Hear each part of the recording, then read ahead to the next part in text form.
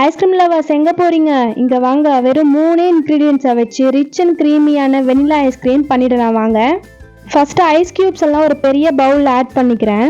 இப்போது நான் பண்ண போகிற ஐஸ்கிரீம் பவுலை நல்லா சில் பண்ணி வச்சுக்கிறேன். இதில் நான் பார்த்தீங்கன்னா ஒரு 250 ml அளவுக்கு ஃப்ரெஷ் க்ரீம் ஆட் பண்ணிவிட்டு ஒரு 15 to 20 minutes அளவுக்கு நல்லா பீட் பண்ணி எடுத்துக்கிறேன். இப்போது நான் இதில் பார்த்தீங்கன்னா ஹோம்மேடாக நம்ம ஆல்ரெடி பண்ணி வச்சுருக்க கண்டென்ஸ் மில்க்கையும் வந்து ஆட் பண்ணிக்கிறேன். கண்டென்ஸ் மில்க்குக்கு வீடியோ கீழே லிங்க் கொடுத்துருக்கேன், கண்டிப்பாக போய் செக் பண்ணி பாருங்கள் பார்க்கலன்னா.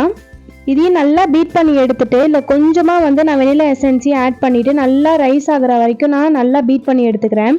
சிம்பிளாக சொல்லணும்னா ஒரு இட்லி பேட்டர் கன்சிஸ்டன்சி வர வரைக்கும் நல்லா பீட் பண்ணி எடுத்துகிட்டு ஒரு நார்மலான ட்ரேயில் போட்டு ஆட் பண்ணிவிட்டு ஒரு 12 hours ஃப்ரீஸ் பண்ணி எடுத்து பார்த்தா நம்ம செம்ம டேஸ்டி நல்லா க்ரீமியான வெனிலா ஐஸ்கிரீம் சிம்பிளாக வெறும் 3 இன்க்ரீடியன்ஸை வச்சு ரெடி ஆகிடுச்சு.